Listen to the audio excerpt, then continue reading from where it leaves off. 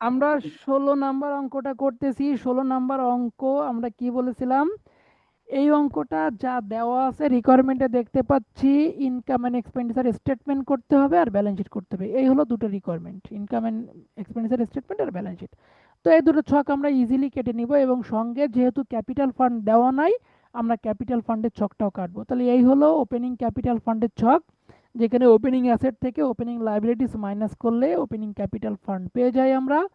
আর কি আমরা জানি, ইনকাম এক্সপেন্ডিচার স্টেটমেন্টের ছক প্রথমে ইনকাম লিখতে হয়, লেস এক্সপেন্ডিচার লিখতে হয়। আর তারপরে কি ব্যালেন্স শিটে কি অ্যাসেট থেকে অ্যাসেট একদিকে আর লায়াবিলিটিস এন্ড ক্যাপিটাল ফান্ড একদিকে। কিন্তু এখন আমরা স্টেটমেন্ট ফর্মে বিধায় আমরা একটা উপরে লিখবো একটা নিচে লিখবো, মানে টাকার কলাম তো একদিকে, এই জন্য উপরে এবং নিচে। আর অ্যাকাউন্ট হলে দুই দিকে টাকার কলাম হতো, তাই তো? তো এখন আমরা অঙ্কটা একটু মানে করা শুরু করি প্রথম থেকে। আমরা সর্বপ্রথম কি বলবো, যে balance of the last year মানে কি বলছি, ওপেনিং ব্যালেন্স, মানে ব্যালেন্স বিডি 2350 টাকা, মানে এটা ওপেনিং ক্যাশ বা ওপেনিং অ্যাসেট, যেভাবে বলেন না কেন। তাহলে ওপেনিং অ্যাসেটে এটা বসাই, ওপেনিং অ্যাসেটে balance of the last year লিখলাম টাকা 2350। কোনো প্রবলেম? কথা বলতে হ্যাঁ হবে? ভাই। ওকে। ভাই। এবার আমি কি বলবো, এই লাস্ট এই লাইনটাকে লিখে নেবো, যে ব্যালেন্স 31 ডিসেম্বর 2017, মানে এটা ক্লোজিং ব্যালেন্স, মানে ব্যালেন্স সিডি। তাহলে এটা ক্লোজিং অ্যাসেটে বসাবো। তার মানে এই যে ব্যালেন্স শিট, এই ব্যালেন্স শিটের অ্যাসেট দিকে প্রথমে এটা লিখবো আমি, ওই নামটা যা আছে ওই লিখবো 1150 টাকা। ঠিক আছে? সব থেকে সহজতর আইটেম হচ্ছে এই দুটো এন্ট্রি। পারবো না এই দুটো এন্ট্রি লিখতে এরকম ছক কেটে? হ্যাঁ ভাই। এবার এখানে বলছে এন্ট্রান্স ফি, আমরা তো সমন্বয়গুলো এইটা দেখ পড়ছি, তো তারপরে যদি আরেকবার পড়ি, এইখানে ওপেনিং অ্যাসেট এবং লাইবিলিটি দেওয়া আছে, ওপেনিং অ্যাসেট এবং লাইবিলিটিস এই পর্যন্ত সব হচ্ছে ওপেনিং অ্যাসেট আর লাইবিলিটিস, এই পর্যন্ত এইটুক। আর এর নিচের টুক এইখান থেকে এইটুক আছে ক্লোজিং, এইটুক কি আছে ডিসেম্বর 31, ক্লোজিং এ অ্যাসেট এবং লাইবিলিটিস গুলো দেওয়া আছে। আর নিচের লাইনে বলছে ডেপ্রিসিয়েশন। তাহলে এখানে কি এন্ট্রান্স ফি নিয়ে কিছু বলছে? হ্যাঁ এখানে ভাই। সাবস্ক্রিপশন আর ইন্টারেস্ট অন ফিক্সড ডিপোজিট এই দুটো এন্ট্রি নিয়ে বলছে, আর বাকিগুলো সব অ্যাসেট এবং লাইবিলিটিস নিয়ে কথা।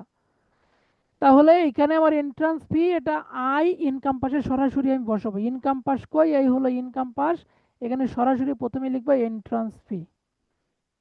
বলেন লিখেছি? হ্যাঁ ভাই। ওকে। Next entry subscription. তো সাবস্ক্রিপশন কি বলেছিলাম, সর্বপ্রথম কারেন্ট ইয়ারেরটা লিখবো। কোনটা লিখবো?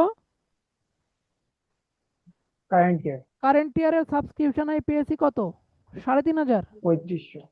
আচ্ছা, এর জন্য সমন্বয় কি ছিল, এই যে ডিসেম্বর 31/2017-তে, মানে বছরের শেষে সমন্বয় ছিল কি, সাবস্ক্রিপশন আউটস্ট্যান্ডিং 75 টাকা, মানে সাবস্ক্রিপশন বকেয়া আছে। তাহলে ওই 35-এর সঙ্গে এই 75 টাকা কি হবে, যোগ না বিয়োগ? যোগ। তাহলে ইনকাম পাশে চলে যাই, প্রথমে লিখবো এখানে সাবস্ক্রিপশন, সাবস্ক্রিপশন লিখবো কত টাকা, 3500 টাকা। অ্যাড আউটস্ট্যান্ডিং কত টাকা, 75 টাকা। তাহলে 3575 টাকা টাকার কলমে, 3575 টাকা টাকার কলমে। এবার কি বলেছিলাম, যে আমার এখানে সমন্বয়ের এন্ট্রি হচ্ছে 75 টাকা, তাহলে এটা আরেকবার যাবে না? যাবে। জি ভাই। তাহলে আয় যদি বকেয়া হয় তাহলে সম্পদ দিকে যাবে 75 টাকা, তাহলে অ্যাসেট দিকে চলে যায়, এই হলো অ্যাসেট।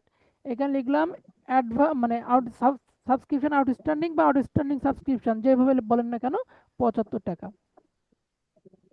ঠিক আছে? হ্যাঁ। জি ভাই। ওকে। এরপরে যে এরিয়ারের টাকাটা লিখবো, এরিয়ার 75 টাকা। এরিয়ার মানে কি, এটা গত বছরের টাকা, গত বছরে বকেয়া ছিল। তাহলে গত বছরের বকেয়া টাকা আমি এখন পাচ্ছি, তার মানে ওপেনিং অ্যাসেট। এটা কোন অ্যাসেট? ওপেনিং আছে। তাহলে ওপেনিং ওপেনিং এ আছে। লিখবো কি, সাবস্ক্রিপশন এরিয়ার বা এরিয়ার সাবস্ক্রিপশন বা আউটস্ট্যান্ডিং সাবস্ক্রিপশন, যেভাবে বলি না কেন। কত টাকা, 50 টাকা। ঠিক আছে? হুম। আর একটা ছিল অ্যাডভান্স 75 টাকা। সাবস্ক্রিপশন অ্যাডভান্স মানে কি, অগ্রিম পেয়েছি। আয় অগ্রিম দায় পাশে বসবে সরাসরি। কোন পাশে বসবে, এই যে দায় পাশে। ভাই। হ্যাঁ, দায় পাশে, এই যে প্রথমেই অ্যাডভান্স সাবস্ক্রিপশন 75 টাকা। ক্লিয়ার? হ্যাঁ ক্লিয়ার। ওকে, দেখো এনটি শিখবা, এনটি ছাড়া টোটাল অঙ্ক শিখতে হবে না। টোটাল অঙ্কের নিয়ম কানুন শিখতে কিভাবে কিভাবে করতে পারে, এনটি গুলো এলোমেলো ভাবে আসতে পারে। তো প্রফিট অন রিফ্রেশমেন্ট আর মিসলেনিয়াস ইনকাম এর জন্য তো কোনো সমন্বয় নাই। 100 টাকা 320 টাকা সরাসরি ইনকাম পাশে বসবে, সরাসরি ইনকাম পাশে বসবে। ইনকাম পাশে সরাসরি লিখি দুইটা এন্ট্রি, এই যে এটা যে প্রফিট অন রিফ্রেশমেন্ট আর মিসলেনিয়াস ইনকাম, এই যে পরপর তাহলে 4টা এন্ট্রি এই পর্যন্ত বসে গেছে নাকি? হ্যাঁ ওকে, এরপরে আমরা যাব পেমেন্ট পাশে। তো পেমেন্ট পাশে জেনারেলি আমি দেখতে পাচ্ছি প্রথমে কি আছে, স্যালারিজ। আচ্ছা, স্যালারিজের জন্য কোনো কি সমন্বয় ছিল? ছিল না। না। না।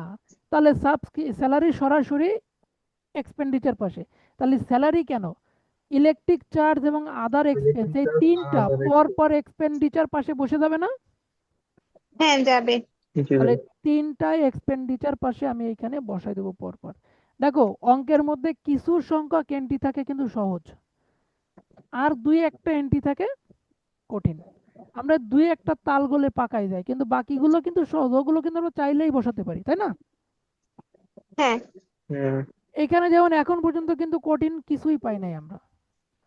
এরপরে আসি কি, ফিক্সড অ্যাসেট। তাহলে এটা কি বলেছিলাম, অ্যাসেট বলে, ফিক্সড ডিপোজিট এটাকে অ্যাসেট বলেছিলাম না, 2050 500 টাকা। তাহলে এই অ্যাসেটটা আছে কোন দিকে, রেও মিলে নাকি সমন্বয়তেও আছে বলেন? এটা আমিলেও আছে সমন্বয়ও আছে। না, ভুল বললে। রেও মিলেও মানে আছে ওই যে সমন্বয়তেও আছে না, রেও মিলে আছে আর সমন্বয়তে আছে ওর ইন্টারেস্ট। ও আচ্ছা। তাহলে রেও মিলের এন্ট্রি একবার বসবে, তার মানে এইটা ক্লোজিং অ্যাসেটে বসবে। কোথায় বসবে? Closing asset. তাহলে ক্লোজিং অ্যাসেটে এই অ্যাসেট দিকে আমি বসাবো, এই যে এটা বসাবো ফিক্সড অ্যাসেট। বলেন বসাইছি ফিক্সড অ্যাসেট? হ্যাঁ বসাইছি। এখন তাহলে আমার কাজ কি, ওর জন্য যে সমন্বয় ছিল সেটার কাজ। ওর জন্য কি সমন্বয় ছিল? ওর জন্য বলেছিল কি যে ইন্টারেস্ট অ্যাক্রুড মানে বকেয়া অন ফিক্সড ডিপোজিট 25 টাকা। ওই যে সম্পদ, ওই সম্পদের উপরে আমি ইন্টারেস্ট পাবো, এখনো পাই নাই, 25 টাকা এটা বকেয়া আছে।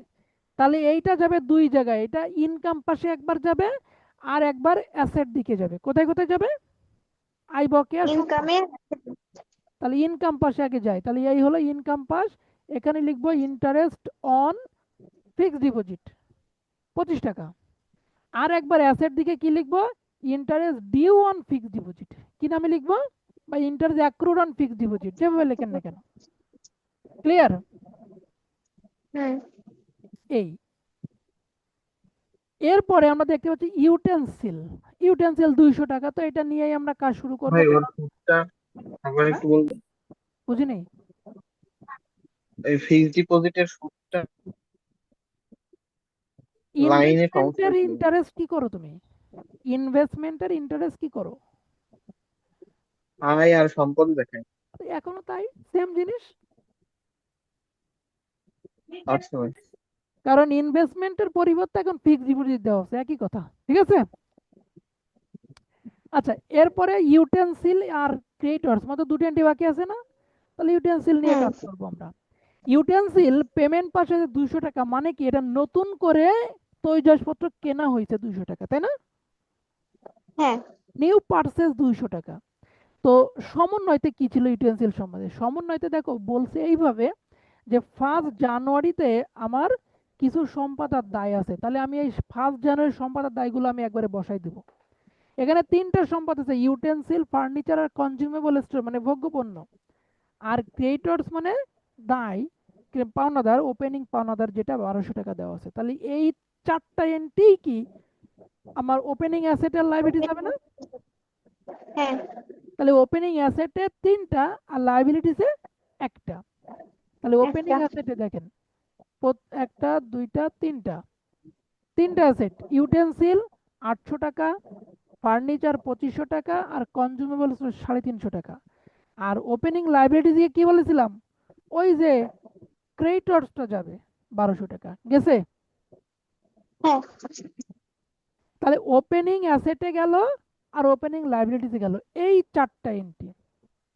আমার প্রশ্ন হলো এই চারটা তো সমন্বয়ের এন্ট্রি, তাই না? হুম এটা তো আরো একবার যাবে, যাবে না?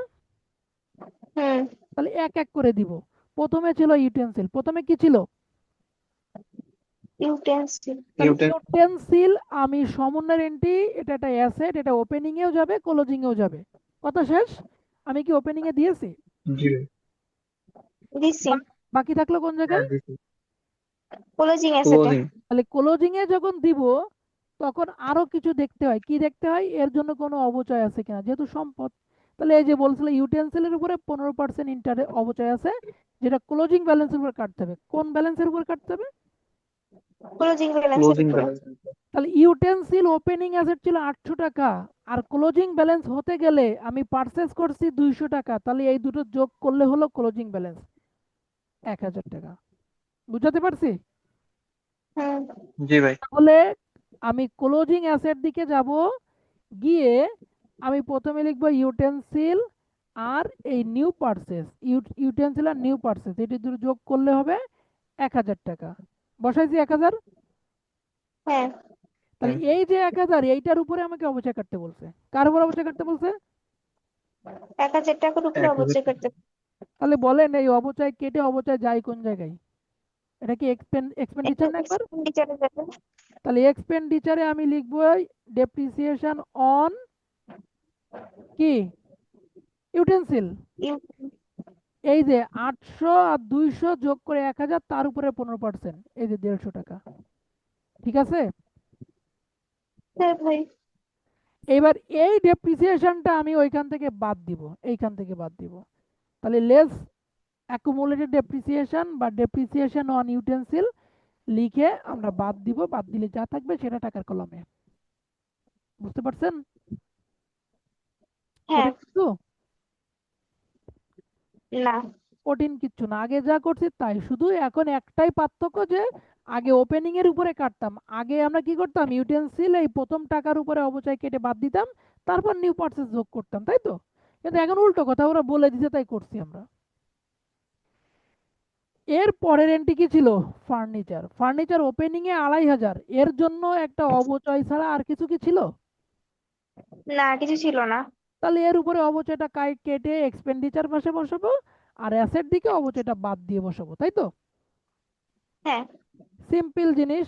তাহলে এইখানে এক্সপেন্ডিচার পাশে ডেপ্রিসিয়েশন অন ফার্নিচার 2500 টাকার উপর 10% মানে 250 টাকা।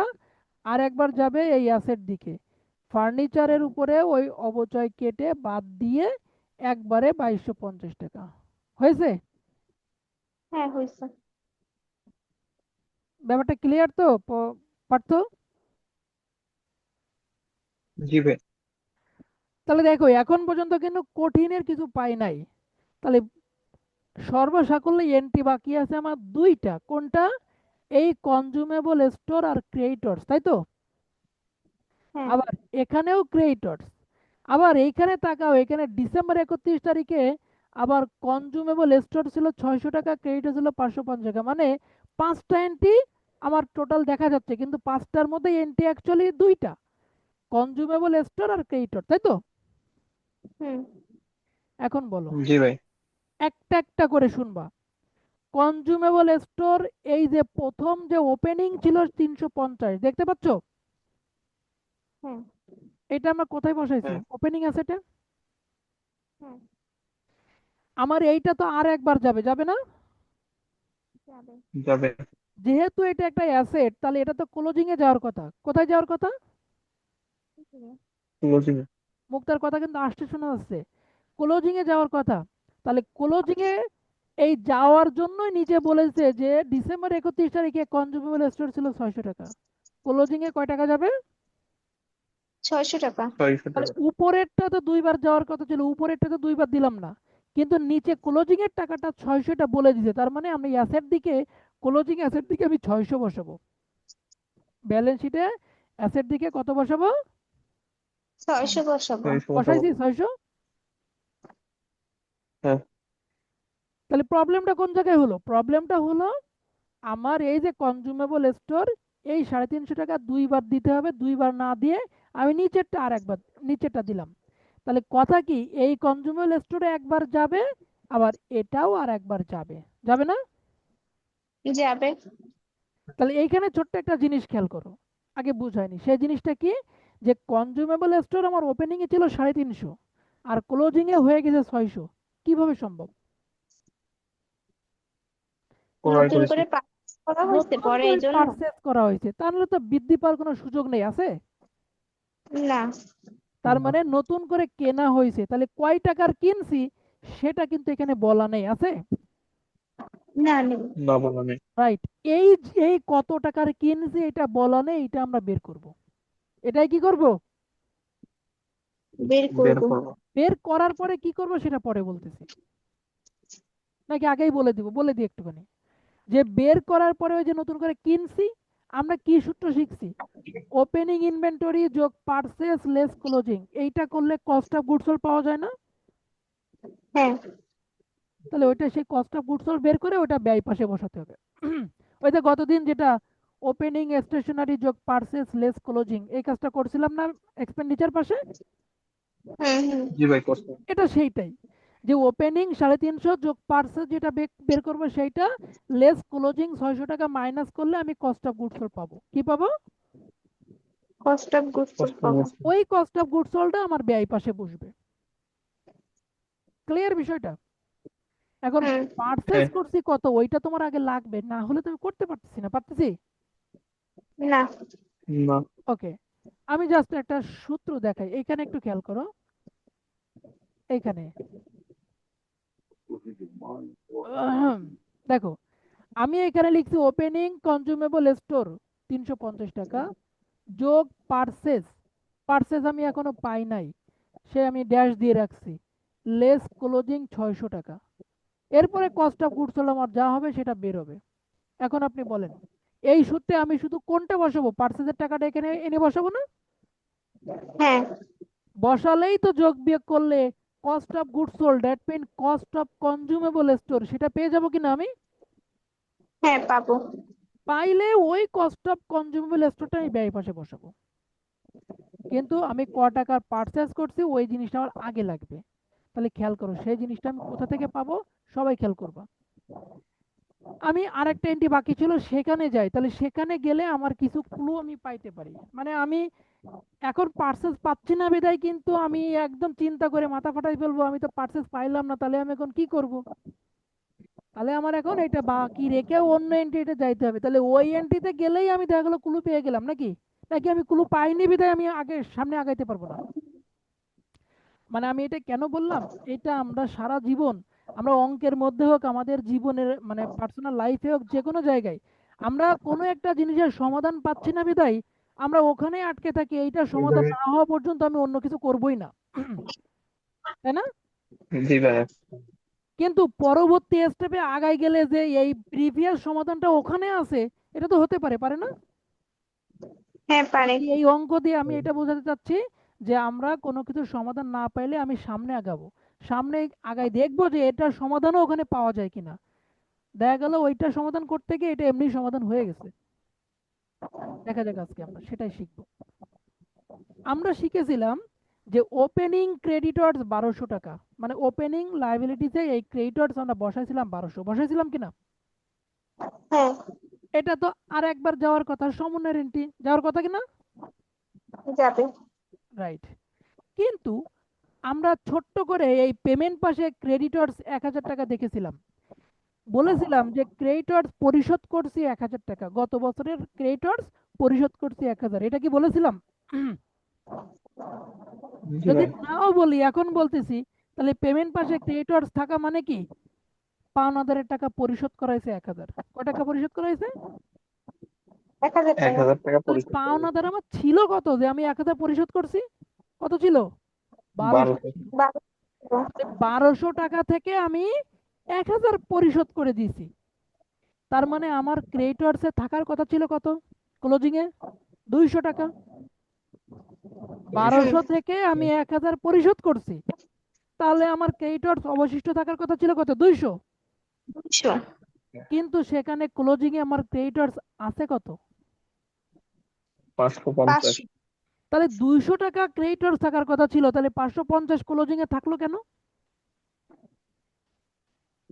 সেটা উত্তর দিচ্ছে।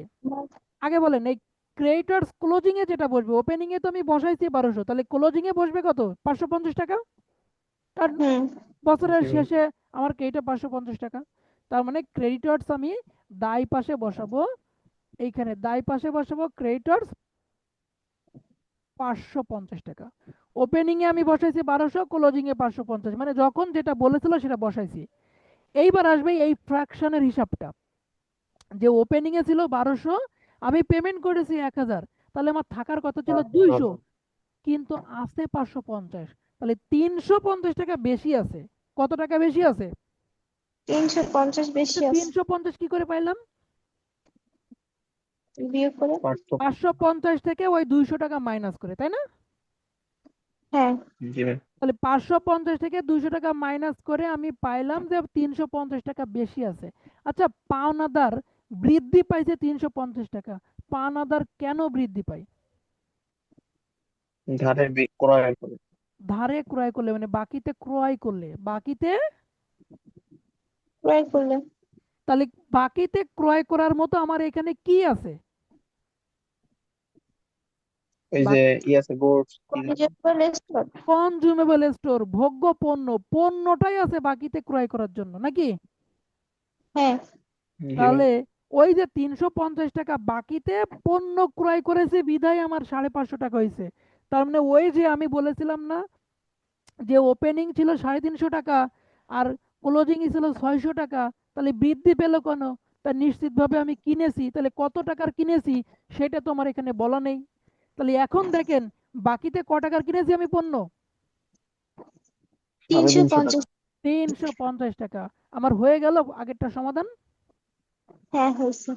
এইটাই, এই শিক্ষাটা নিতে হবে কিন্তু। তাহলে আমি কি করে 350 বের করলাম? এই 550 টাকা থেকে ওই 200 টাকা মাইনাস করবে, তাই না? তার মানে হুম আমি ক্রেডিট পারচেজ মানে বাকিতে ক্রয় করার অ্যামাউন্টটা বের করব।